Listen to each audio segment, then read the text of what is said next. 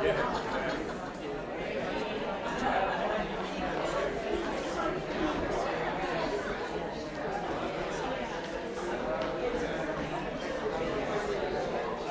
buddy.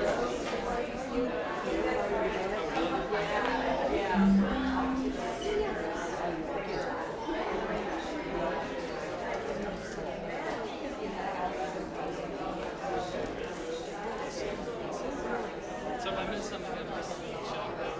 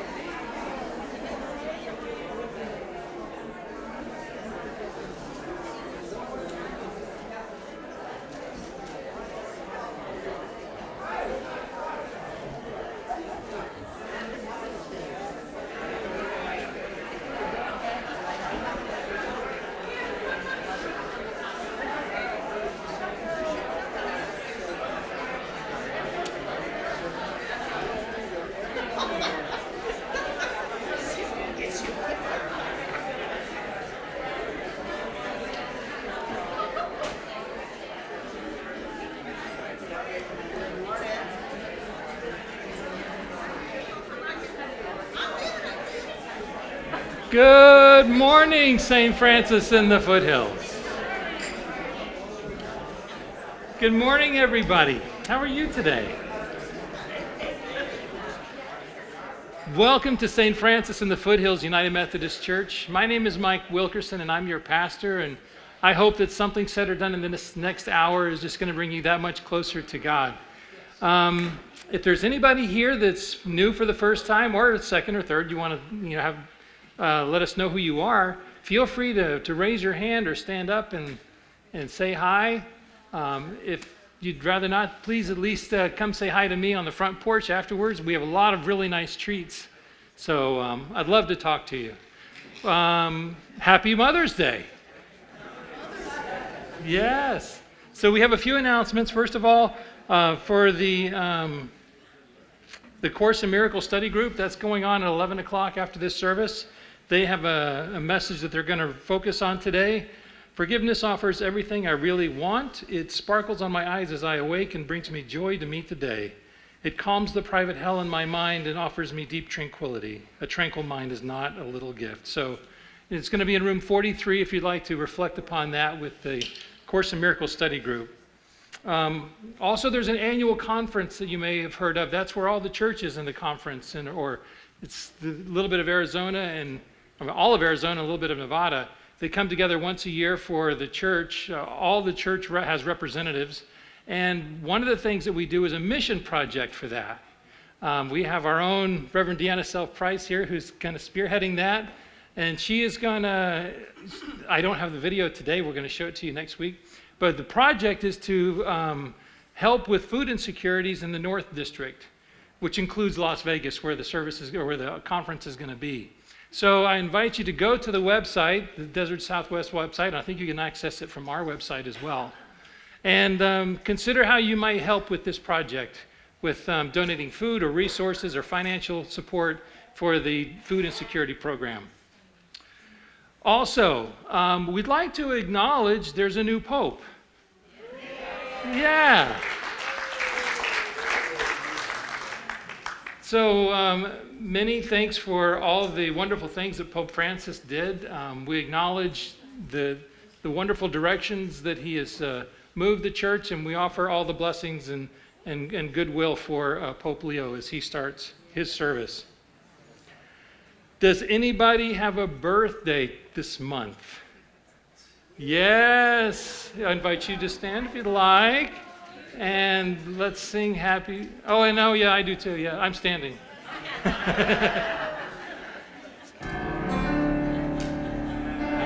birthday to you.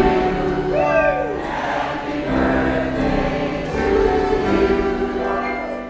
Happy birthday, dear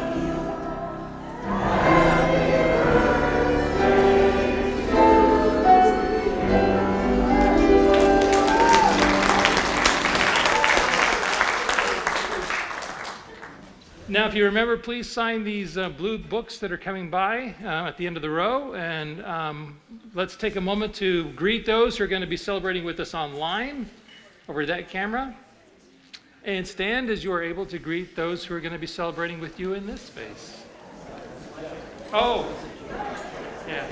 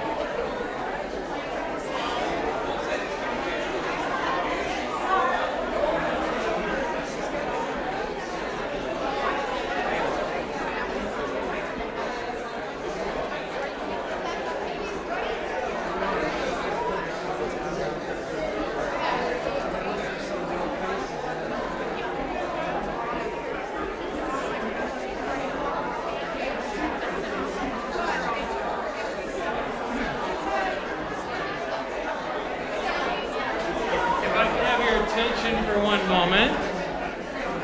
There's one thing I forgot to mention. This is Mental Health Awareness.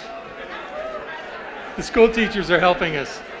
I'd like to acknowledge this is Mental Health Awareness Month. And part of this in Mental Health Awareness, we have a fun moment provided by Seth.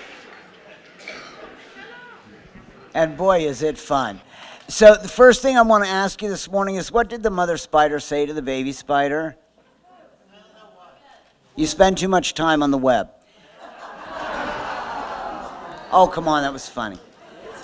And I'm just going to point out, too, Megan probably knows this more than the rest of you remember from motherhood, but cleaning the house with a little one in it is like brushing your teeth with Oreos.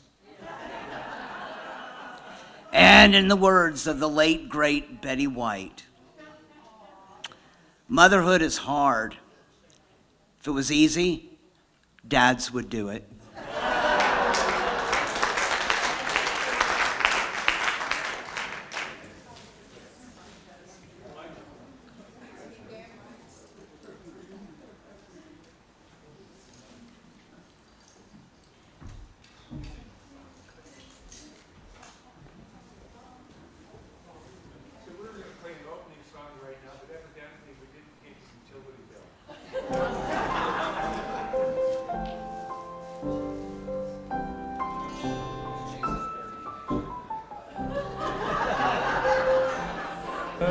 There we are.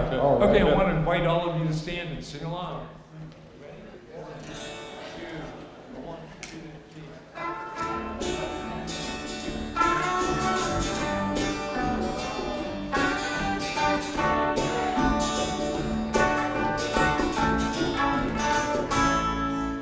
You who are on the road must have a code that you can live by, and so become yourself, because the past is just a goodbye. Teach your children well their father's help did slowly go by.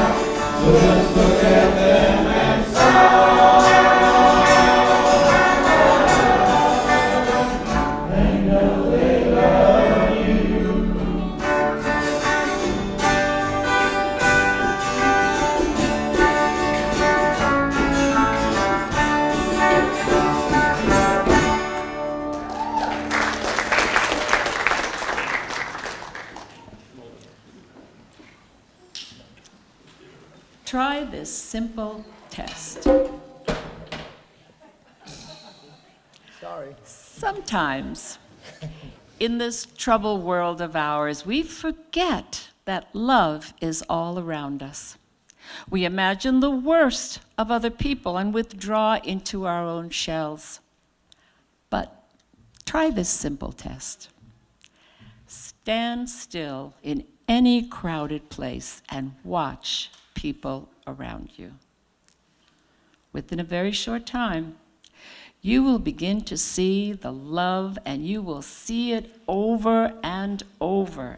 A young mother or father talking to their child, a couple laughing together as they walk by, an older man holding the door for a stranger.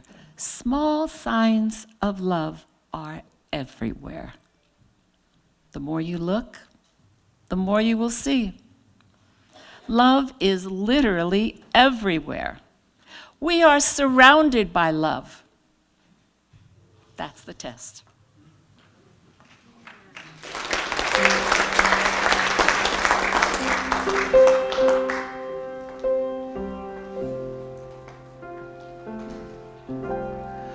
Will you be my refuge, my haven in the storm? Will you keep the embers warm when my fire's all but gone? Will you remember and bring me sprigs of rosemary? Be my sanctuary till I can carry on, carry on, carry on. This one knocked me to the ground. This one dropped me to my knees. Should have seen it coming, but it surprised me.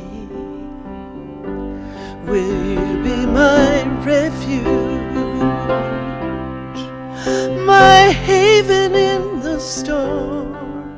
Will you keep the embers warm when my fire's all but gone? Will you remember and bring me sprigs of rosemary? Be my sanctuary till my fire's all but gone, till I can carry on, carry on. In a state of true believers, on streets called us and them, it's gonna take some time till the world feels safe again. I will be your refuge, your haven in the storm. I will keep your embers warm when your fire's all but gone. I will remember and bring you sprigs of rosemary.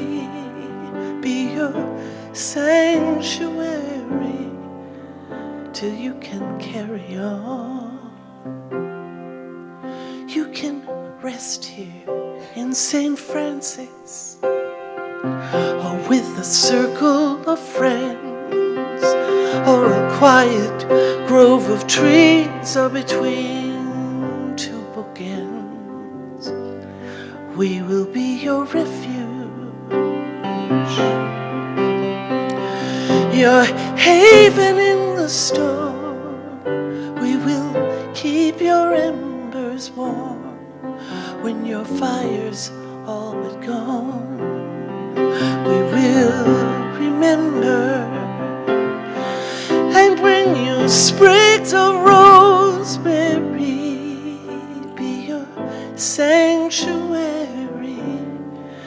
till you can carry on,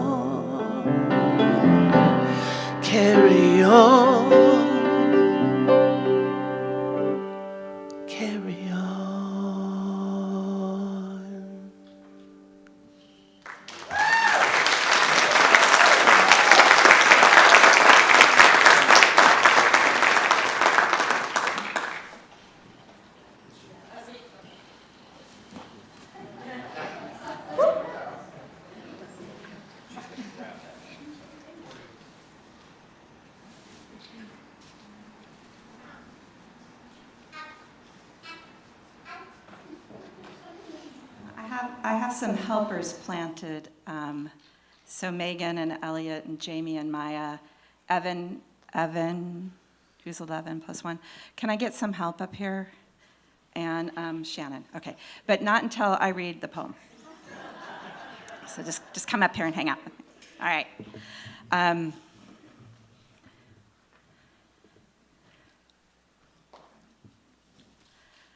Judy, can I borrow your bifocals?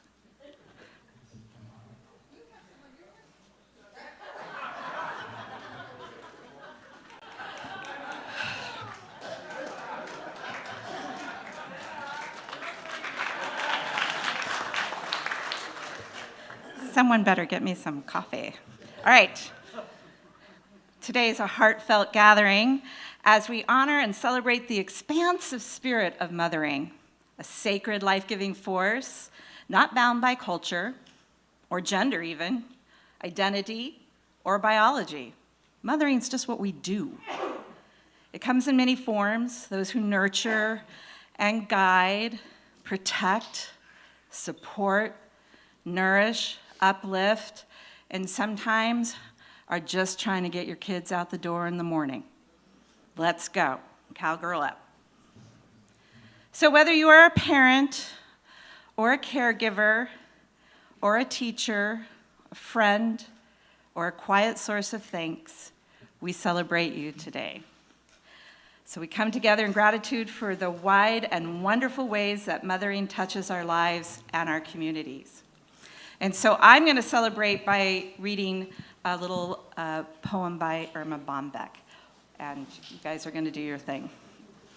So, when the good Lord was creating mothers, they were into their sixth day of overtime. Yeah. The angel appeared and said, "You're doing a lot of fiddling around on this one." And God said, "Have you read the specs on this one? This order?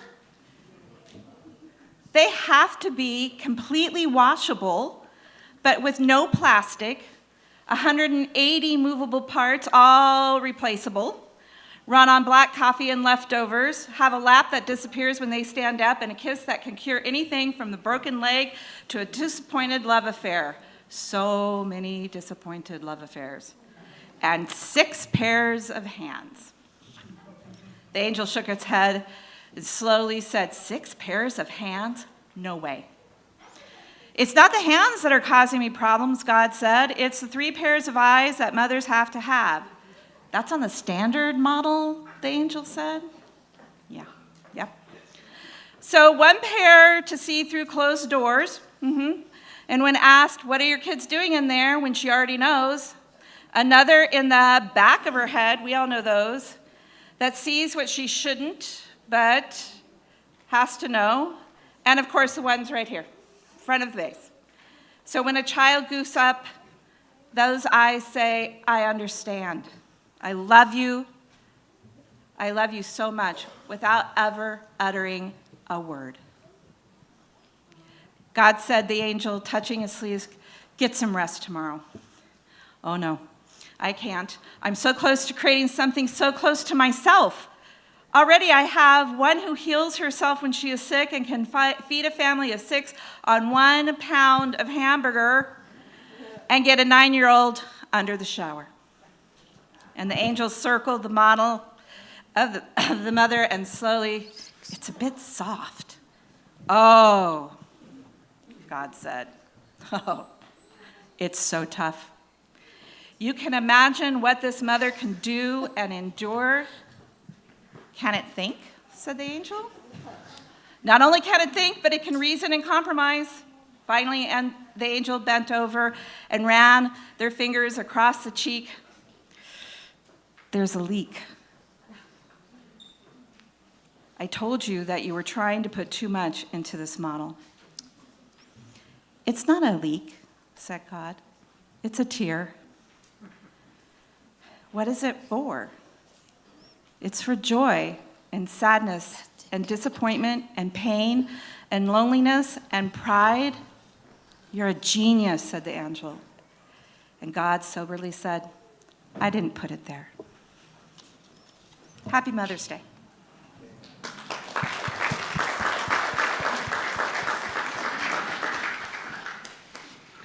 So in our Mother's Day moment today, we'd just like to also talk about the history or the origins a little bit of where Mother's Day has come from. Now, it came from in the United States through the efforts of many women who were advocates of peace and social justice.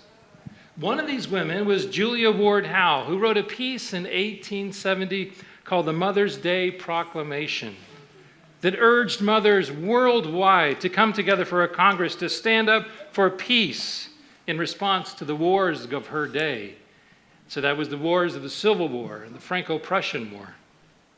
In the opening paragraph, Ms. Howe writes, "Arise then, women of this day. Arise, all women who have hearts, whether our baptism be that of water or of tears. Say firmly, we will not have great questions decided by irrelevant agencies. Our husbands shall not come to us reeking with carnage for caresses and applause. Our sons shall not be taken from us to unlearn all that we have been able to teach them of charity, mercy, and patience. We, women of one country, will be too tender of those of another country to allow our sons to be trained to injure theirs." So eloquently said. So in 1872, Ms. Howe asked for a celebration of Mother's Day to be celebrated on June 2nd of each year, but it wasn't happening at that time. The modern Mother's Day celebration that we have came from the work of Anna Jarvis, some 36 years later, who did this in memory of her mom, Anne Reeves Jarvis, who worked with Ms. Howe. So while this day was established, was different in significance from what Ms. Howe had proposed, Anna Jarvis was very happy that she was able to connect with Ms. Howe through her mother. So if a part of today's celebration for Mother's Day, we would like to acknowledge with gratitude and the wisdom and determination of our foremothers who fought for peace and the sanctity of life. May we continue to remember the work of all the women who raised their voices to challenge violence and support decency.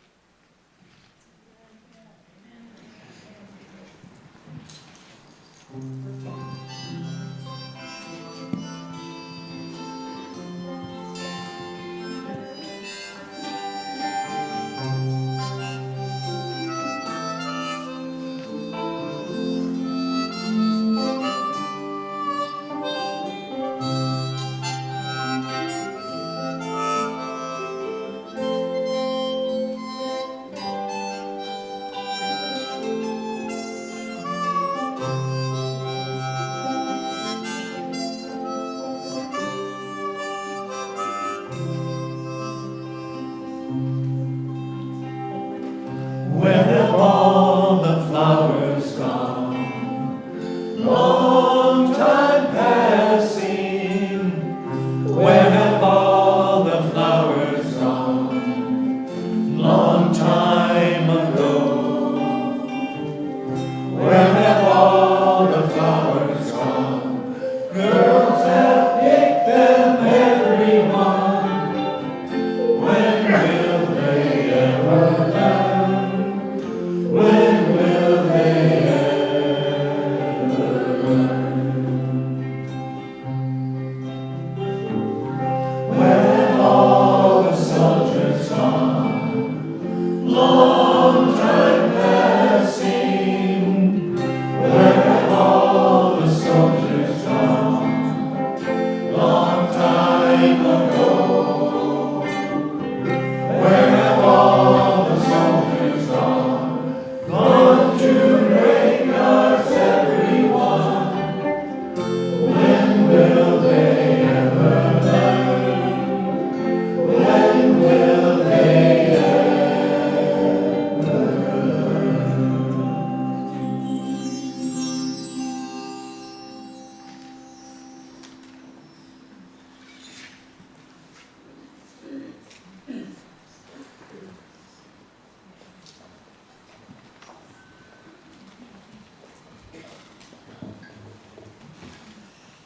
In acknowledgement of Mental Health Awareness Month, and as part of that team here at church, I have the privilege of reading to you a letter of appreciation and gratitude from one of our members who chooses to remain anonymous, but who wants to give a testimony for their journey and for what we have meant.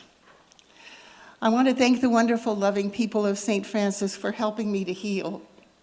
I have been classified as seriously mental ill or SMI, since I was 21 years old. I, or as are most people defined as being seriously mentally ill, can usually successfully manage our mental health with the correct prescribed medications.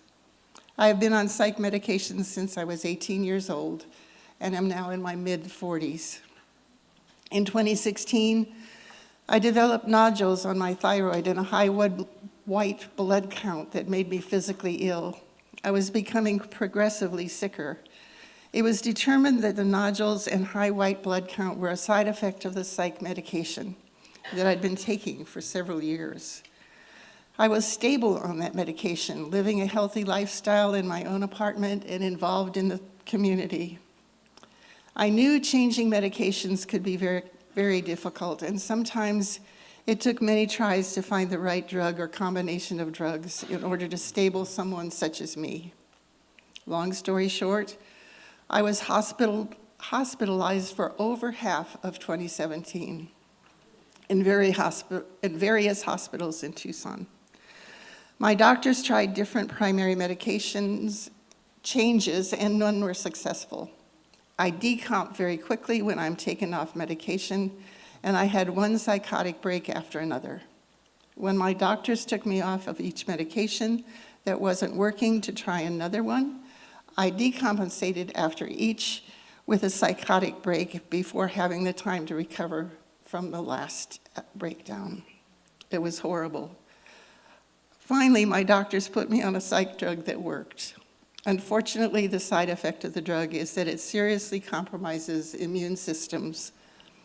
So many people have died from minor infections, turning into life-threatening infections, that there is a federal law that a person must get a blood test every 2 to 4 weeks, confirming that they have no sign of infection in their body prior to this prescription being filled.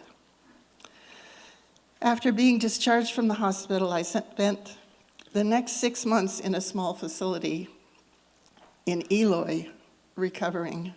Luckily, the people running the facility knew the one thing that made all the difference in the world for a person like me to begin the healing process. It is love and caring interactions with caregivers and others.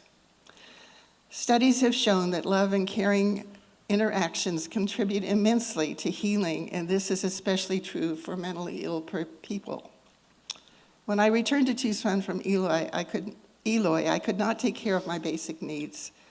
I had lost my ability to perform many basic skills, and my short-term memory had declined as a result of the multiple breakdowns. Luckily, I was placed in an adult foster care with a family that was full of love, and taking care of 3 seriously mentally ill women was their avocation. It wasn't an easy transition. The horrible consecutive breakdowns created a new mental health issue. It was post-traumatic stress disorder, also known as PTSD. I was afraid of everything. Slowly, I began to trust my loving caregivers and started the next steps in my recovery. I could play with their young grandchildren for hours, and we would color and play with toys. My mother would take me to the grocery store, and it took a couple of years to finally walk down a store aisle alone where I couldn't see my mother. My social worker insisted that I go to a day program outside my home. I was terrified to go in a small bus that picked me up at my new home and drove me back and forth to my day program. After a few years back in Tucson, my mother suggested that I go with her to St. Francis. I was very self-conscious and afraid of social interaction and what people would think of me. My mother invited me again and again and encouraged me to try St. Francis just once. I finally did and couldn't say much more than hello. And at that time, I didn't smile much either. But the more I attended St. Francis, the safer I felt, and the more relaxed I became at St. Francis. I started to have weekly conversations at the hospitality table with different folks. I joined my parents at Le Buzz after the church brunch with people from St. Francis and decided I wanted to become a member. I was one of the all that was welcome at St. Francis. I had a loving community that accepted me exactly the way I was and didn't judge me. This unconditional love and support has allowed me to feel safer and positively impacted my whole life. Love and acceptance are vital components of any effective mental health treatment. The wonderful, loving people at St. Francis helped me, helped my recovery from the trauma of 10 consecutive psychotic breakdowns with their unconditional, non-judgmental acceptance and love. Today I have friends at St. Francis. I smile a lot, I laugh deeply, and I often give hugs. Thank you, St. Francis. I love each and every one of you.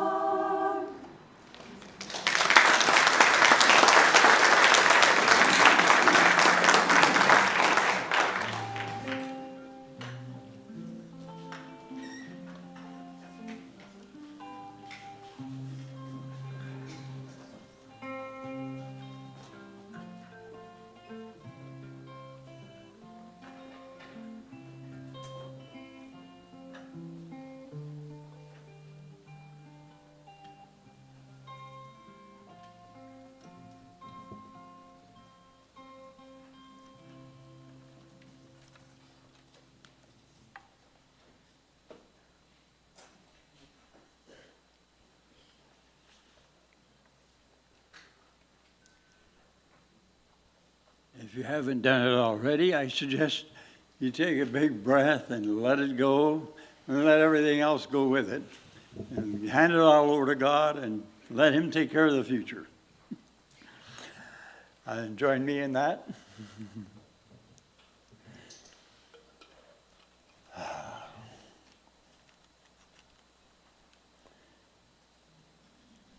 God. You're the creator of life, the creator of love. In this world of uncertainty and change, you are forever offering us a home of constant peace and joy beyond anything our world can give. On this Mother's Day, we're grateful for the glimpses that we've had of what mother's love can look like. We've lived with love and safety with our moms. Many of us have experienced the reflection of that love that you offer. But for some others, we've had a lot of substitutes for moms that meant our dads, our aunts, grandparents, foster parents, neighbors. They've been there for us. Some of us have even had emotionally damaged mothers or overworked moms or absent mothers. But under it all, always, you have been there with us and for us, whether we knew it or not.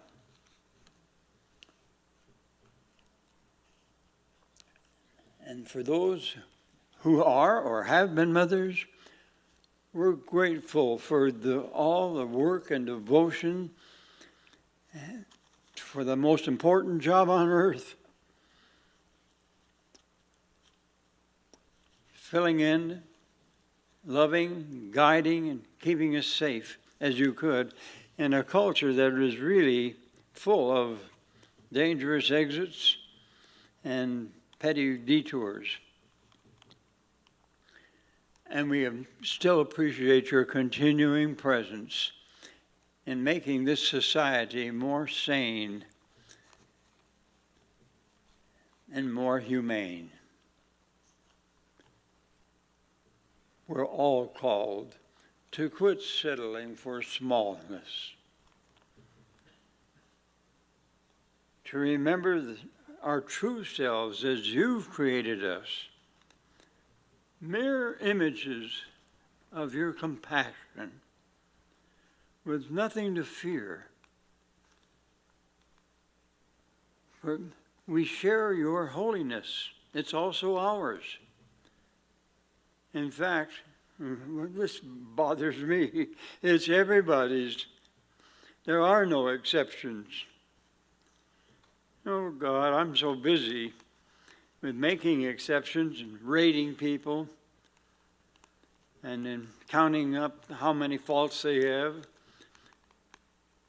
I need to stop going with my ego as my first reaction. And I guess I'm not alone in hoping I can do that. I need to think, whoa, will that really add up to my happiness or to anybody else's happiness? I remember how I was struck by a saying from the Buddha, all that we are is a result of what we thought. Boy, I need to ask Spirit, hey, how it sees things and get its take on how to seek what I should be doing. We are all either going with the ego in instant response or we're questioning. One to the other. Spirit, Will this make me or others more happy or not? A voice for God is a part of us all. God walks with us, is in our thinking and in our actions wherever we are. Closer than our breathing, we have a guide. And maybe, if I pay more attention to listening, I'll like others better and maybe like myself more. Maybe someday we'll all begin to see that you really did make us all to share in your holiness and in your sacredness. And that's who we really are. And nothing can ever change what we are. Thank you for that. Help me remember to see myself and see everyone else in that kind of light. Let's let it happen. Jesus did, and he calls us to join him in it. So be it. Amen.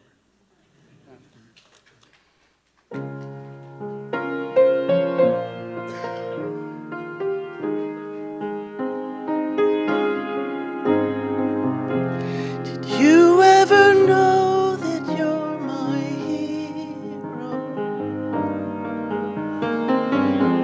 And everything I would like to be.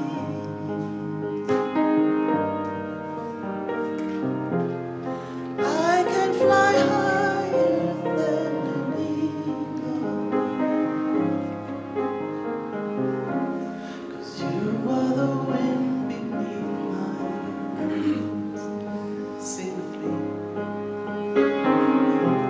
Did you ever know that you're my hero? And everything I would like to be.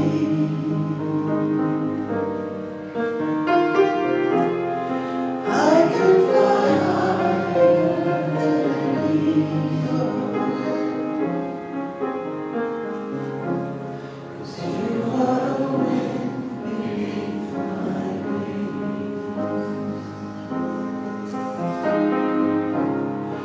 You are the wind beneath my wings.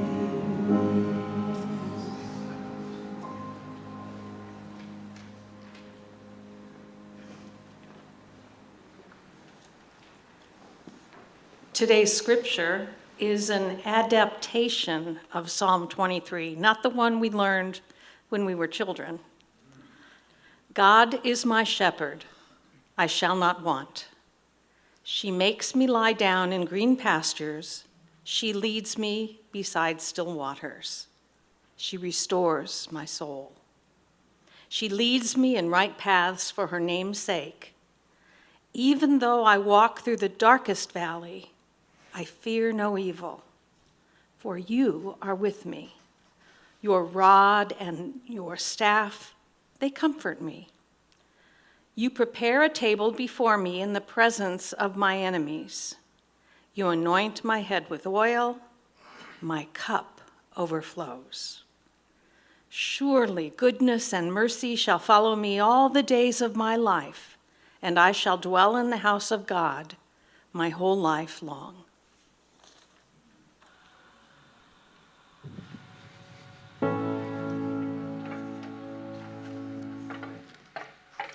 Would you pray with me?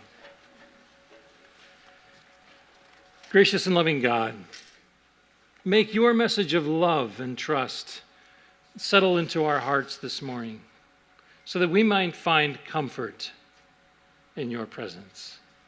Amen. Finding comfort. Our passage today, Psalm 23, is one of the most well-known writings in the Bible. But it's typically presented in a different way than we are today. First, you may have noticed the gender reference of God is feminine this time. Most interpretations of this Hebrew writing assume a masculine gender, but it's essential to remember that the gender assignment of God is a cultural artifact. God has no gender. Or we might say that God spans all genders. Since this is Mother's Day, if you don't mind, I'd like to use the feminine pronouns to highlight the maternal character of God in today's message. Another difference you'll see for this presentation of Psalm 23, or this discussion of it, is that we're talking today about life, not death. Usually Psalm 23 is read at memorials, funerals, graveside services. But today we'll reflect on this passage in terms of the context in which it was most likely written. A shepherding community in the Middle East several thousand years ago. With this in mind, one of the things that you'll notice in Psalm 23 is that it's a song of trust. It starts by declaring God to be the shepherd of the author. Now, the Psalms often talk about God, but they talk about God in terms of the community and the community's relationship. But in this psalm, the author declares God as my shepherd. This highlights a personal relationship with God, who is seen as a compassionate, caring leader. In ancient Near Eastern cultures, compassionate kings were often referred to as shepherds. So the author starts this passage by expressing their appreciation for the way that God has led them. So continuing on with the imagery of shepherding, the following verses really convey a gratitude for the way that God provides for them. She makes me lie down in green pastures. She leads me beside still waters. She restores my soul. She leads me in right paths for her name's sake. In a shepherding community, these statements paint a picture of a good shepherd who offers sufficient provisions. Lying down in a green pasture only happens when there's adequate food. Leading beside still waters implies finding conditions that allow the sheep to keep their footing so they can safely drink as much water as they need. And being led down the right path suggests that the flock is guided in a way that's further away from the dangerous circumstances. Now, these are all vital traits that enable a flock to flourish, and they represent ideal maternal instincts that are seen throughout creation. For example, after laying an egg, a mother emperor penguin will leave it with the male to protect it while she goes off to forage for food, up to 50 miles away. And then eventually she'll make it back where she'll take the food that she's gathered and then feed it to her chicks when she returns. Another example is the case of mother cheetahs. Mother cheetahs are known to move their cubs to a different den every 4 days. This prevents a buildup of a scent that could attract predators. So these prudent moves are challenging for them, but they help ensure the survival of her cubs. This is one way of thinking about the psalmist's statement that God restores their soul. God keeps them alive. The psalmist then goes on to talk about the confidence that they gain from being able to trust God. Even in their darkest hour, they have no fear because they know that the Good Shepherd is watching after them. The Good Shepherd offers comfort or protection. Interestingly, the phrase, goodness and mercy shall follow me all the days of my life, is more literally interpreted as, goodness and mercy shall pursue me all the days of my life. So rather than being pursued by enemies with an ill intent, the psalmist perceives goodness and mercy is pursuing them because of the good work of that Good Shepherd. These works of the Good Shepherd, providing, protecting, comforting, and encouraging, they're all things that we would expect from the ideal mother figure. Some of us received most of these things from our mothers, while some of us didn't, perhaps. In fact, most of us probably didn't experience all of them from our biological mothers, because that's the nature of ideals, right? They're hypothetical conditions that one person cannot realistically be able to provide continuously. Consequently, this is a good reason to foster community.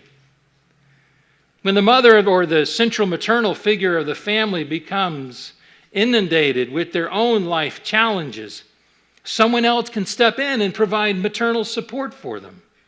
Maybe an aunt, a grandmother, a family friend, or even a father figure who steps up to offer maternal support. A nurturing community can be tremendously impactful for the children who are present. Again, let's look at nature. How does nature work with this? A good example are the African elephants and how the herd helps take care of each other's calves. When a baby elephant is born, the mother who gave birth is not really the one who solely teaches them how to stand up and how to nurse. It's the other elephants in the herd that encourage the newborn to rise up, to get up, and provide instruction on how to nurse, to be sustained.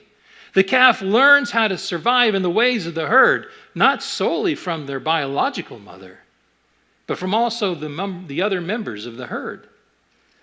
Now, you also may have noticed I suggested that a father figure can provide maternal care. Now, while on average, I admit, women are more gifted with the nurturing characteristics attributed to motherhood, everyone, regardless of gender, though, has traits that enable them to provide maternal care. We can all be nurturing people who offer that motherhood experience that our children need. And we see it in the changing characteristics of what we call a family today. Granted, traditionally, mothers have been associated with a particular situation, but family identities have been changing for quite a while now. Some families have 2 moms or 2 dads. Some have a single mom or a single dad. And some children are raised by various people as they move through governmental social systems. This is why the people that we choose to honor today on Mother's Day can be quite diverse. Motherhood deserves a special day of recognition, even if we feel we haven't benefited from it in the ways that we maybe think we should have. Motherhood can be difficult, especially when mom is saddled with insecurities and compounded by unreasonable expectations, and some aren't prepared for that role when it's thrust upon them. So granted, there are cases when mothers are abusive, and relationships with their children can be severely strained. But if it's possible and considered healthy, offering grace and seeking reconciliation may be the best way to celebrate Mother's Day. So as we celebrate our moms and maternal figures today, let's also consider, how can we foster a deeper appreciation for motherhood in general? Let's find ways of encouraging a nurturing attitude in our culture that diligently seeks peace in the world and speaks truth to power. Let's find ways of building a supportive community that looks out for the well-being of the most vulnerable in our midst. Let's create a safe environment where all God's children are encouraged to pursue their dreams and love wholeheartedly. By building upon the work of our matriarchs of old, we can make this world a much better place for generations to come. As we've seen from our reflection on Psalm 23, this is really a matter of promoting the same loving care that we all enjoy from God. When we follow the example of God as the Good Shepherd, we express the ideal characteristics of motherhood that we yearn for in our families. May each of us be comforted by the divine love of Mother God. And may we share this love with others so that regardless of our life circumstances or situations, we'll always be able to find comfort when we need it the most. Amen.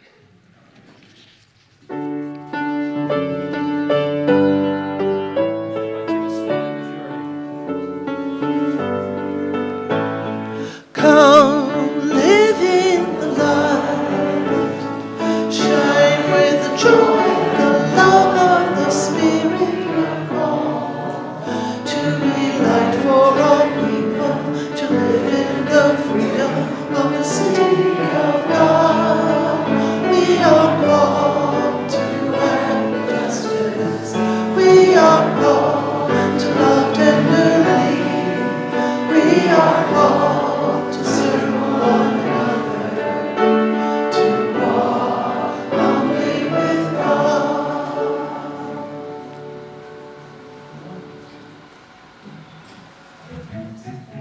May you experience the love and peace of Christ as you go forward, and may this loving, nurturing essence that comes from God fill your hearts. May we share this love with all those that we encounter as we go forth. Amen.